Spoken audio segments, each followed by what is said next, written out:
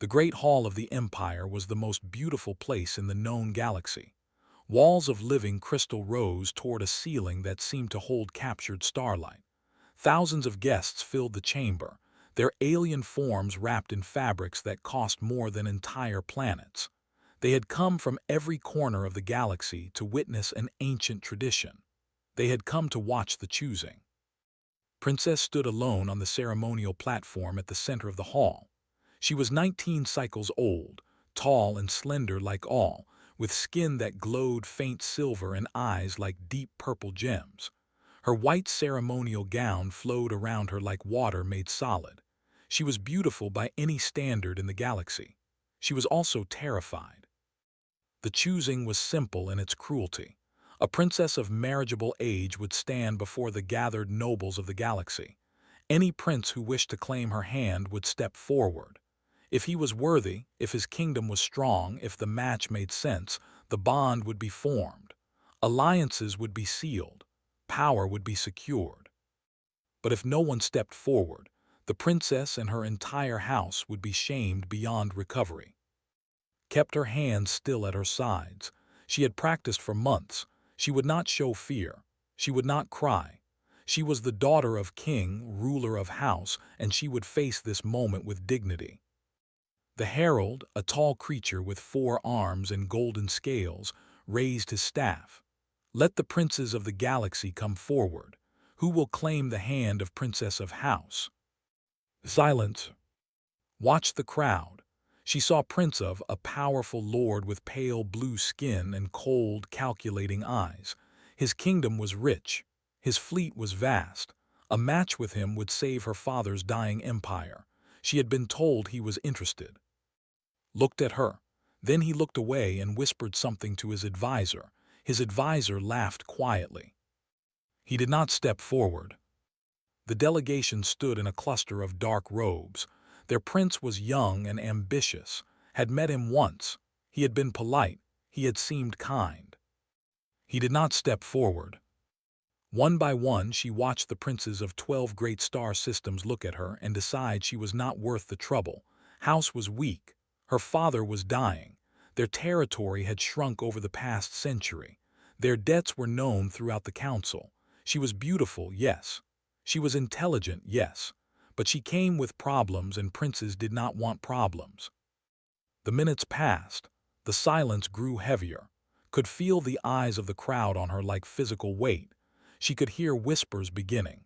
She could see the cruel smiles spreading on alien faces. The delegation, who had traveled 3 months to attend, simply turned and walked out of the hall without a word. His hands began to shake. She pressed them harder against her sides. In the back of the great hall, far from the important guests, a small group of humans stood watching. They were new to the galactic stage. Earth had only made contact with the wider galaxy 15 years ago. Humans were considered primitive by most standards. They had no psychic abilities. They were embarrassingly short. Their technology was basic. They had been invited to the choosing only as a courtesy, a way of making them feel included while everyone understood they did not truly belong. Jake Cole stood among them. He was 34 years old, with brown hair that was starting to show a few gray streaks and tired eyes that had seen too much paperwork. He was a diplomatic, which was a fancy title for someone who attended events, wrote reports, and tried not to embarrass his species in front of aliens who could destroy Earth without much effort. He watched the princess standing alone on the platform. He saw her shaking hands. He saw her trying so hard to be strong while her entire world crumbled around her. He had read the briefings. He knew House was in trouble. He knew this ceremony was political theater. He knew the smart thing for Earth was to stay quiet, stay small, and stay out of alien business. But Jake had never been very smart about things like that. The herald raised his staff again. His voice was heavy with barely hidden contempt. If no prince will step forward, then let it be recorded that Princess of House stands unclaimed. Let her house bear this shame according to ancient law. Closed her eyes. A single tear escaped down her silver cheek. Jake was moving before he knew what he was doing. His fellow diplomats grabbed at his sleeve. Someone hissed his name.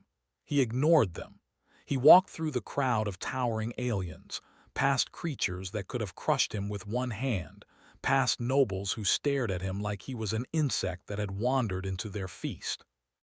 He reached the edge of the ceremonial platform. The herald stared at him with obvious confusion. "I step forward," Jake said.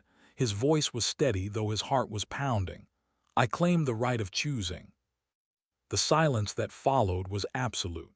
It seemed like every being in the galaxy had stopped breathing at once. Then Prince laughed. It was a sharp, ugly sound. A human dares to stand for a princess. The laughter spread. It rippled through the crowd like a wave. Aliens pointed at Jake. They whispered to each other. The joke was too good. But the herald did not laugh. His golden scales had gone pale. He looked at the ancient texts hovering before him, then looked at Jake, then looked at the texts again. "The law is clear," he said slowly.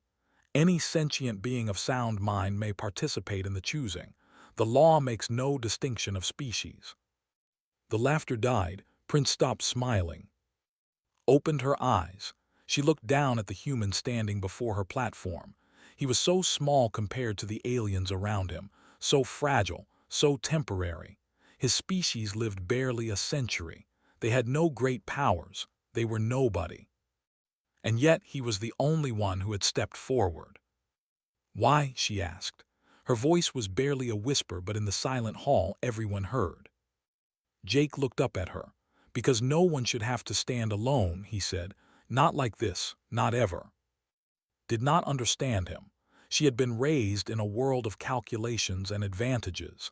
Nothing was given freely. Everything had a price. But in that moment, she did not care about understanding. She cared only that someone, anyone, had chosen to stand with her. The herald cleared his throat. "The choosing is witnessed. Let it be recorded that Jake Cole of Earth has stepped forward for Princess of House." Somewhere in the crowd, Prince was no longer laughing. His cold eyes had narrowed. This was not supposed to happen. This changed things. And in the back of the hall, the other human diplomats stood in stunned silence, wondering what their colleague had just done to Earth's place in the galaxy. Everything was about to change. The Galactic Council chamber was designed to make visitors feel small. It worked. Jake stood at the center of a vast circular room while hundreds of alien representatives shouted at each other from tiered platforms that rose toward a distant ceiling. Every species in the known galaxy seemed to have an opinion about what he had done, and none of those opinions were good. "This is an insult to every noble house in the galaxy." The ambassador slammed his fist on his podium. His pale blue skin had turned almost white with rage. "Humans have no bloodlines, no history, no standing. They are barely civilized." The representative rose from his seat. "The ancient traditions must be protected. This mockery cannot be allowed. We demand sanctions against Earth until this human withdraws his claim." Jake stood quietly and let them shout. There was nothing else he could do. He had made his choice in the Great Hall, and now he had to live with it. His superiors on Earth had sent him a message that was 3 pages of very creative cursing, followed by instructions to fix this somehow without making things worse. He was still working on that part. The session went on for hours. Aliens argued about tradition, about law, about the proper place of primitive species in galactic society. Jake learned that humans were considered slightly below the fungus colonies in terms of respectability, which was impressive since they could not actually think. But the law was clear, and even the angriest council members could not change it. The choosing had been witnessed. Jake's claim was valid. The only question was what happened next. After the session ended, Jake was escorted to a small garden in the palace complex. The plants here were alive in ways Earth plants were not. They moved slowly, reaching toward him with gentle curiosity as he walked past. The air smelled like honey and rain. Princess was waiting for him on a stone bench by a fountain that flowed upward instead of down. She still wore her ceremonial white, though she had removed the heavy jewelry. Without it, she looked younger, more tired. "They want to destroy your planet," she said without greeting. "They are already talking about economic blockades. They want to restrict human travel. You have made enemies of half the galaxy." Jake sat down on the bench across from her. "I know." "Then why did you do it?" Her purple eyes searched his face. "What do you want? Territory, trade agreements, access to our technology?" "No." "Then what?" Jake was quiet for a moment. He watched the fountain flow impossibly upward and tried to find the right words. "Where I come from," he said finally, "we have this idea that people should help each other, not because it benefits them, not because they expect something in return, just because it is the right thing to do." Stared at him like he had started speaking a language she did not know. "That is not how the galaxy works." "I know, but it is how I work." She shook her head slowly. "You are very strange, human." "I get that a lot." They sat in silence for a while. The garden hummed with soft sounds. Somewhere in the distance, Jake could hear the council still arguing. "My father is dying," said suddenly. Her voice was flat, controlled. "The physicians say he has perhaps one cycle left. When he dies, house will fall. Our enemies will divide our territories. Our people will be scattered. Everything my ancestors built will be gone." "I am sorry." "The choosing was supposed to save us. An alliance with a powerful house would have protected us." She laughed bitterly. "Instead, I got a human." Jake nodded. He could not argue with that. "So what do you want to do?" Looked at him with surprise. No one had asked her that question in a very long time. In her world, princesses did not get to want things. They accepted their duties and fulfilled their roles. "I want time," she said slowly, testing the words. "Time to strengthen our position. Time to find another path. Time to become something more than a bargaining chip for my father's treaties." "Then let me give you that." She frowned. "How?" Jake leaned forward. "The choosing creates a bond, but the bond does not have to become marriage right away. There are trials, ceremonies, negotiations. These things take time. A full cycle, maybe more." "You want to pretend to be my suitor." "I want to give you the time you need. Play the role, go through the motions. When you are ready, when your kingdom is stable, you can end it.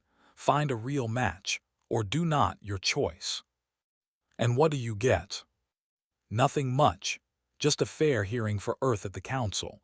A chance for my people to prove we are more than primitives." Studied him for a long moment.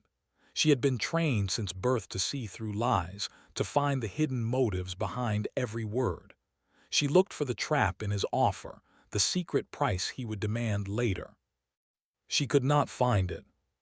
"You truly expect nothing else?" "I expect you to try your best," Jake said. "That is all anyone can ask." For the first time since the ceremony, smiled. It was small and uncertain, but it was real. "You are going to get yourself killed, human. The trials are dangerous. The enemies you have made are powerful." "Probably, but I have faced worse." "Have you?" Jake thought about Earth, about the colony disaster he had survived, about the friends he had lost, about the years of rebuilding and the nightmares that still came sometimes. "Yes," he said simply. That night Jake was summoned to the private chambers of King. The ruler was ancient by his species' standards. His silver skin faded to gray, his purple eyes clouded but still sharp. He sat on a simple chair rather than a throne, wrapped in plain robes. He looked like someone's grandfather, not the ruler of an interstellar kingdom. "So you are the human who claims my daughter," the king said. Jake bowed. "Yes, your majesty." "They say your species lives less than a century. They say you have no psychic gifts, no enhanced biology, nothing that makes you special." "That is true." King smiled thinly. "They said the same about the once 10,000 years ago, before we built our empire, before we proved them wrong." He leaned forward. "Tell me, human, why did you really step forward?" Jake met the old king's eyes. because she was alone, and no one deserves that. The king was silent for a long moment. Then he laughed, a dry, rasping sound. You are either the most honest being I have ever met or the most skilled liar. I cannot tell which. I try to be honest, Your Majesty. It is simpler. Yes, lies require good memory.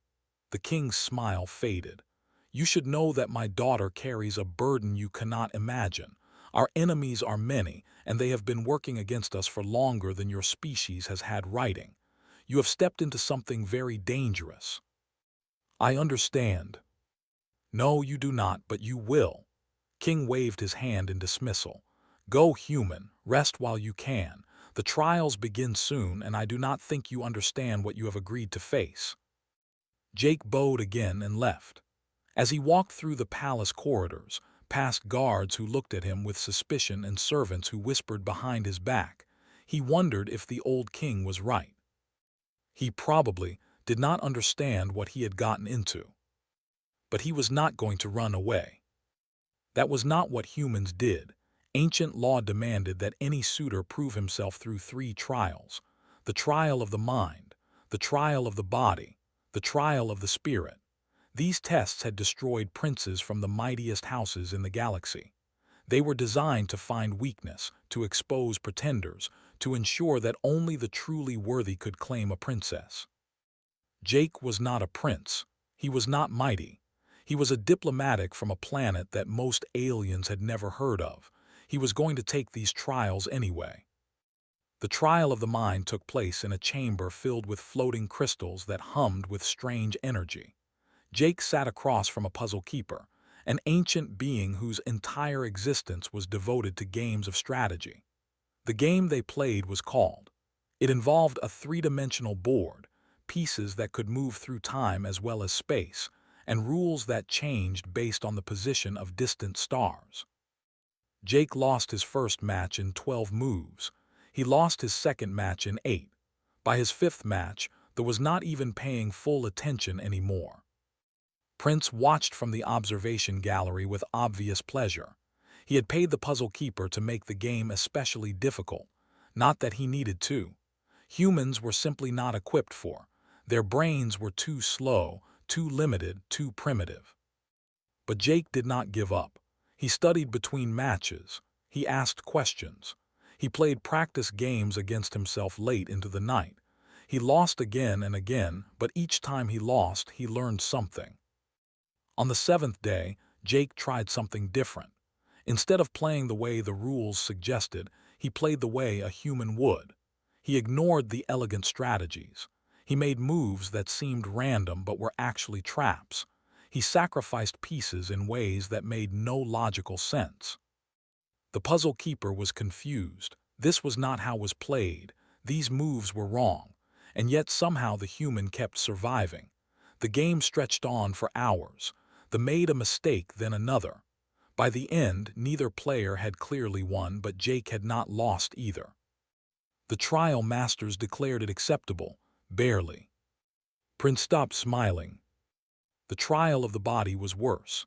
Jake was dropped onto the hunting grounds of Velar Prime with no technology, no weapons, and no supplies. He had 7 days to survive. The grounds were filled with creatures that had evolved to kill. The most dangerous was the Thornback, a massive predator that could sense fear through some ability humans did not understand. It hunted by terror, driving its prey to exhaustion before striking. Jake spent his first night in a tree, listening to things howl in the darkness. He was more afraid than he had ever been in his life. But fear was something Jake understood.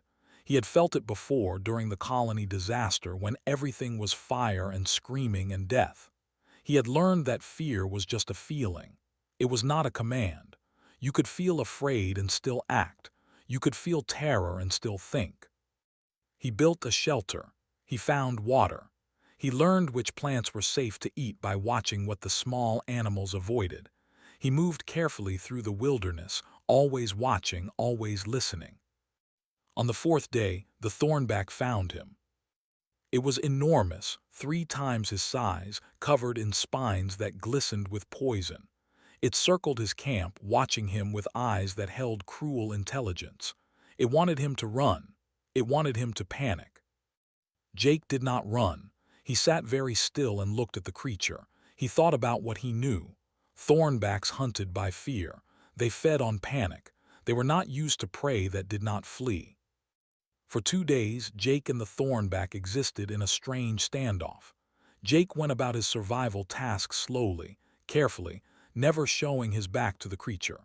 The thornback watched and waited for terror that did not come. On the 6th day, the creature simply left. Jake never saw it again. When he emerged from the hunting grounds on the 7th day, the trial masters did not know what to say. He had not killed the alpha predator. He had not proven physical dominance, but he had survived, and the law said nothing about how survival must be achieved. Spoke before the masters could decide. The trial tests the body's worthiness. My suitor used wisdom to preserve his body rather than strength to risk it. Is wisdom not worthier than violence? The trial masters argued for hours. In the end, they could not find a rule that said Jake had failed. He passed, barely. Prince was no longer watching with amusement. His eyes had turned cold and hard. The trial of the spirit was the last test and the most feared. Jake was led to a chamber deep beneath the palace where a pool of silver liquid waited. This was the memory pool, a psychic construct that drew out a person's deepest fears and made them real. Warriors had entered that pool and come out screaming. Princes had lost their minds to its visions. Jake had no psychic defenses. He had no mental shields. He had nothing but the soft, fragile mind of a human being. He entered the pool anyway. The liquid was warm, then it was cold, then it was nothing, and Jake was somewhere else entirely. He saw Earth burning. He saw human cities crumbling to dust. He saw his species dismissed, forgotten, erased from galactic history like they had never existed. He saw every cruel word ever spoken about humanity, every sneer, every laugh. He heard voices telling him he was nothing, his people were nothing, they would never be anything. He saw the colony disaster again. He saw friends dying in fire. He saw the faces of people he could not save. He felt the guilt, the grief, the endless weight of survival when others did not survive. The visions went on for what felt like years. They showed him every failure, every weakness, every moment he had ever doubted himself. And through it all, Jake held on. He did not hold on because he was strong. He was not strong. He did not hold on because he was special. He was not special. He held on because that was what humans did. They endured. They suffered and they kept going. They fell down and they got back up. Not because they felt no pain, but because they had learned to carry pain without being destroyed by it. The visions tried to break him. They could not find the switch that would make him stop fighting. There was no such switch. There was only the simple, stubborn refusal to quit that lived somewhere deep in human hearts. Jake emerged from the pool on his hands and knees, shaking, weeping, barely conscious. He had been in there for 3 hours. It had felt like 30 years. The trial masters stared at him in silence. No one without psychic abilities had ever survived the memory pool. It should have been impossible. The pool attacked the mind directly. Without defenses, a person should have been shattered in moments. They did not understand that humans carried a different kind of defense. Not a wall against suffering, but a bridge through it. Not the ability to block pain, but the capacity to feel pain fully and continue anyway. Rushed to Jake's side. She held him as he trembled. She whispered words he could not understand through the ringing in his ears. The trial masters declared him passed. There was nothing else they could say. Prince left the observation gallery without a word. His plans had failed. The human had survived all 3 trials, but was not finished. There were other ways to deal with problems.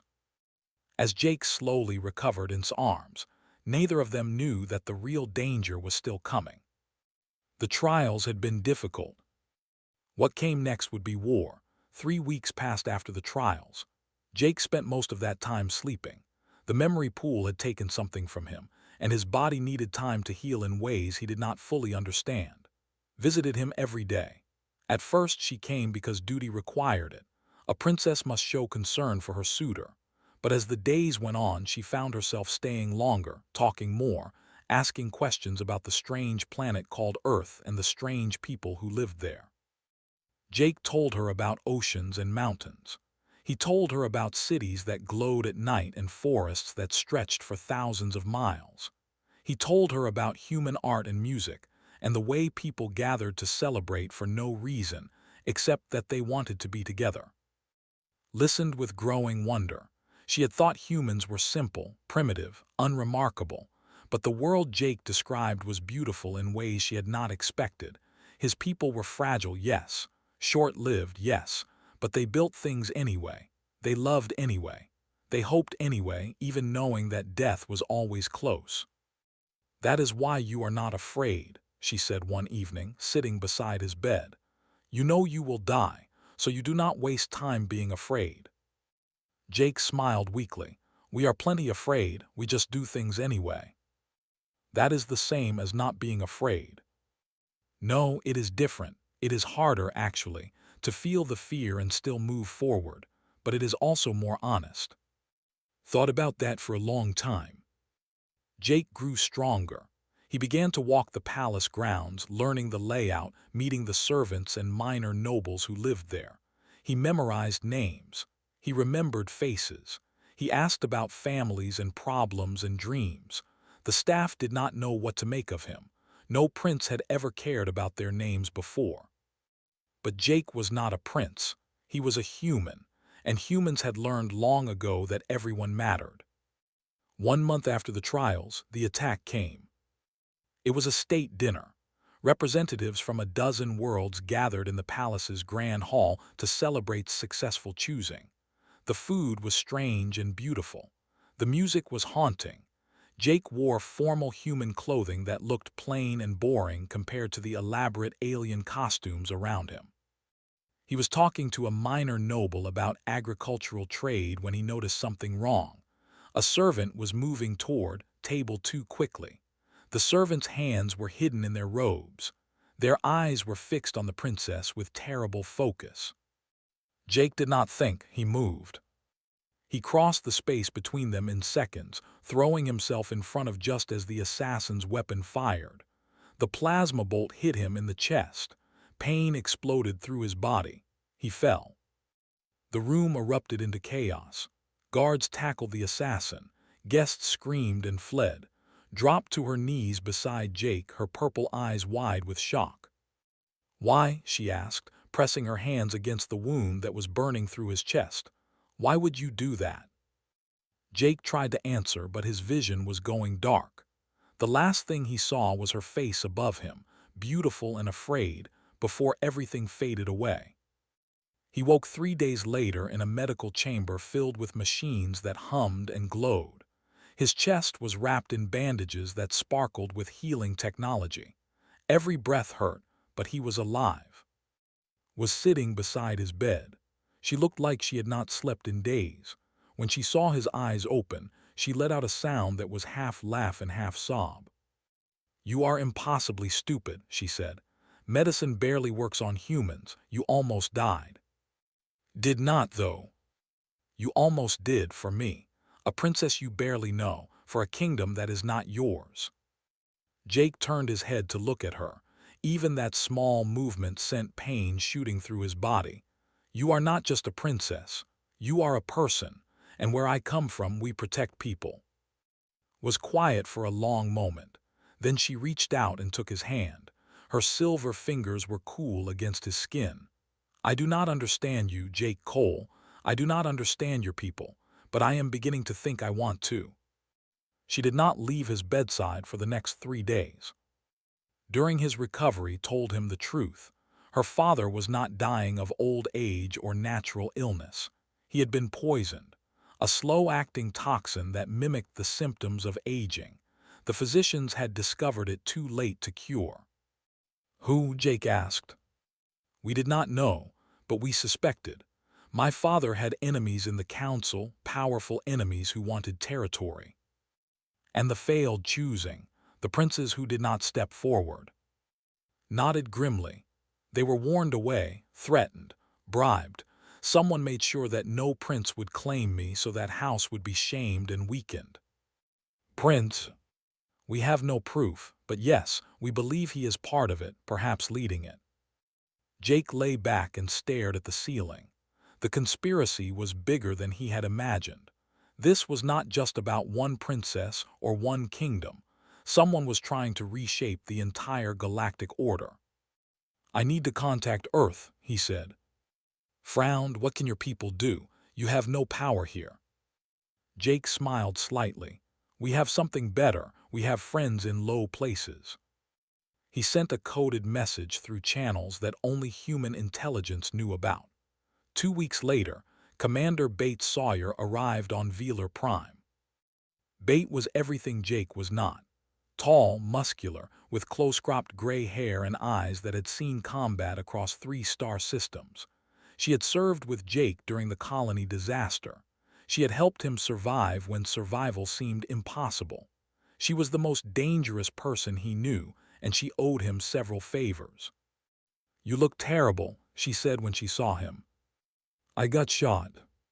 I also heard you jumped in front of a plasma bolt for an alien princess. Bates shook her head. Always the hero, Jake. I need your help. Obviously, otherwise you would not have called. She sat down and listened as Jake explained everything. The conspiracy, the poisoning, the failed choosing, the assassination attempt. When he finished, her expression was grim. This is big, council-level big. If we expose this without proof, Earth becomes the enemy. They will crush us. Then we get proof. How? Jake thought about everything he had learned in the palace, the servants who whispered, the minor nobles who watched and remembered, the careful dance of power that happened in shadows. The council summit is in 6 weeks, he said. Every major player will be there. If he's going to make his move, it will be then. We find the evidence and we expose him in front of everyone. Bates studied him for a long moment. This is insane, you know. We are talking about taking down one of the most powerful princes in the galaxy with a handful of humans and whatever allies we can find. I know. We will probably die. Maybe. Bates smiled. It was not a pleasant smile. I missed this. Let us get to work. Over the next weeks, they built their case. Bate brought in specialists, gathered loyal nobles who had suffered under schemes. They interviewed servants, traced financial records, found witnesses who had been too afraid to speak. Piece by piece, the conspiracy revealed itself. Was not working alone. 3 council members were involved, each one promised a share of territory when House fell. They had been planning this for decades. The poisoning of King, the sabotage choosing, the assassination attempt, all parts of the same plan. But they had made one mistake. They had not expected a human to step forward. They had not expected Jake Cole to survive the trials. They had not expected anyone to fight back. We have enough, Bates said finally. But presenting this at the summit will be dangerous. They will try to stop us. They will try to kill us. Jake she looked back at him. Neither of them spoke, but they both understood. Then we will have to be ready, Jake said. The summit was coming, and everything was about to change. The Galactic Summit took place on Arcturus Station, a massive structure that floated in the empty space between star systems. It belonged to no one and served everyone. The greatest powers in the galaxy gathered here once every cycle to make decisions that shaped the fate of trillions. Jake stood at the entrance to the main chamber and tried not to feel small. Representatives from hundreds of worlds filled the vast amphitheater. Alien forms of every shape and color moved through the crowds. The air hummed with 1,000 different languages. Somewhere in that crowd, Prince was waiting. Bates stood beside him, dressed in formal Earth military attire. Her team was scattered throughout the station, ready to move if things went wrong. Was with her own delegation, surrounded by guards. She caught Jake's eye across the chamber and nodded slightly. They were ready, or as ready as they would ever be. The session began with routine matters, trade agreements, border disputes, requests for aid.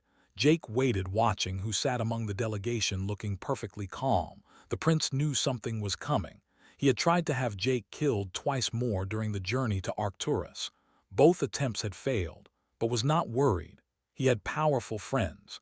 He had centuries of experience. He had the entire weight of galactic politics on his side.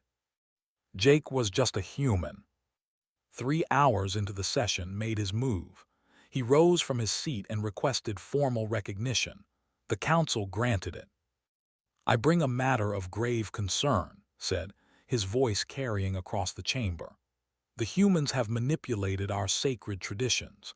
They have used the choosing ceremony to gain political advantage.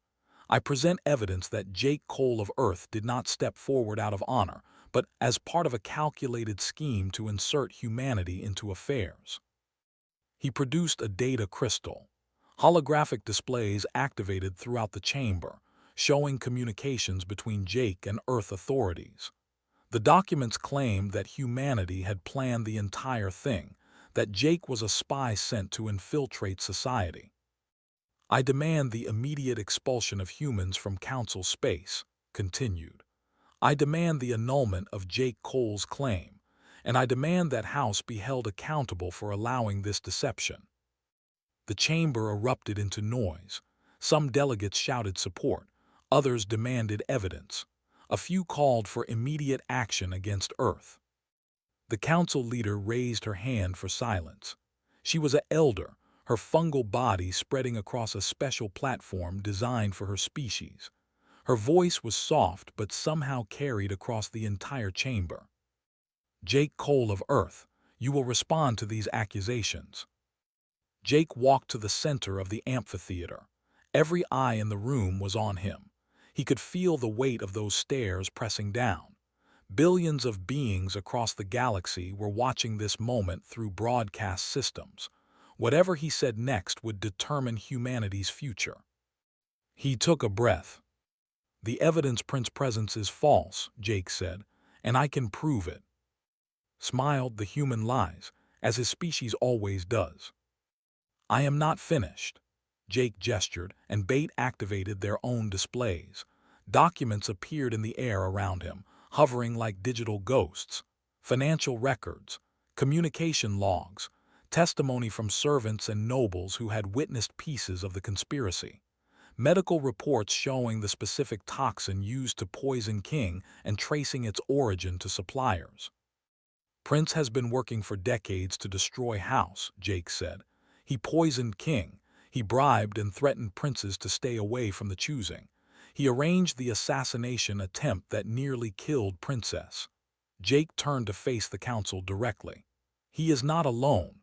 3 members of this council have conspired with him. They plan to divide territory among themselves." He named the conspirators. The chamber went silent.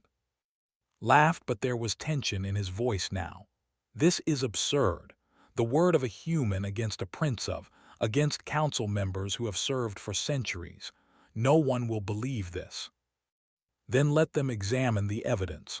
Let them question the witnesses. Let them trace the financial records that show payments from to assassins. Let them test King's blood for toxins." Jake spread his hands. "Truth does not fear investigation." The chamber buzzed with whispered conversations. The accused council members shifted nervously in their seats. One of them stood and tried to speak, to deny everything, but his voice was shaking. Stepped forward, his calm was gone now. His pale blue face was tight with fury. "Why should this council listen to a human? Your species has been in space for barely a generation. You have no history, no culture, no power. You are nothing." Jake nodded slowly. "You are right. Humans are not the strongest species. We are not the oldest. We have no psychic gifts, no enhanced biology, no ancient traditions. By your standards, we are nothing." He paused and looked around the chamber, meeting the eyes of as many delegates as he could. But we understand something that older species seem to have forgotten. Bonds are not made through calculation. They are made through choice. Every day we choose who to stand with. Every day we choose what kind of beings we want to be. I did not step forward because it was strategic. I stepped forward because she was alone, and no one should be alone. His voice grew stronger. That is what humanity offers the galaxy. Not power, not technology, not ancient wisdom. We offer the simple willingness to stand with others when it matters, to help because helping is right, to fight for those who cannot fight for themselves. He turned back to, "You spent decades building this conspiracy. You bribed and threatened and murdered to get what you wanted. And in the end, your entire plan was ruined because one human did something you could not understand. I helped someone for free, without expecting anything in return. And that was so outside your experience that you could not prepare for it." His hands were shaking now. "Guards, arrest this human, he is clearly—" "No." The voice came from. She rose from her seat and walked to stand beside Jake. She was no longer the trembling girl from the choosing ceremony. She held herself like a queen. "I am of house, my father is dead." Her voice cracked slightly, but she continued. "He passed 3 days ago. According to our laws, I am now queen of our people." The chamber stirred. Several delegates rose to offer formal condolences, acknowledged them with a nod but did not stop. "As queen, I formally accuse Prince of and his co-conspirators of treason against sovereignty. I demand a full investigation, and I announce that House chooses humanity as its ally, not as servants or subjects, but as equals." The noise in the chamber was deafening now. Delegates shouted at each other. Guards moved toward. The accused council members tried to flee but were stopped at the exits. Through it all, Jake stood beside, watching everything they had built come together. The investigation took weeks. The evidence was examined, witnesses. In the end, the truth was undeniable, and his conspirators were arrested. Their territories were seized. The council issued a formal apology to House and, reluctantly, to Earth. Humanity was no longer seen as primitive. They were seen as something else entirely. Small, yes. Fragile, yes. But capable of things the older species had forgotten how to do. On the day he was formally crowned queen, Jake found her in the palace garden where they had first talked. The fountain still flowed upward. The plants still reached out with gentle curiosity. "The bargain is complete," said. "You gave me time to save my kingdom. You gave me more than time, actually. You gave me everything." She looked at him with those deep purple eyes. "You are free to return to Earth. You have earned it." Jake was quiet for a moment. He thought about Earth, about his small apartment and his boring job and the life he had left behind. He thought about the colony disaster and the years of guilt that had followed. He thought about standing in that great hall, watching a young princess tremble alone, and deciding to do something impossibly stupid. "I could go back," he said, "but I have been thinking." "About what?" "About choices, about how we make them every day, about what kind of person I want to be." "Waited." "The bargain was that I would pretend to be your suitor until you found something better, but somewhere along the way I stopped pretending." Jake took a breath. "I would like to stay, not as an act, not as a role, as myself, if you will have me." Stared at him for a long moment. Then she smiled, really smiled in a way he had never seen before. "You are still impossibly stupid, Jake Cole." "Is that a yes?" She took his hand. "That is a yes." Somewhere across the galaxy, humanity was still considered young and small and fragile, but they had proven something important. They had shown that the size of a species does not matter. The age of their civilization does not matter.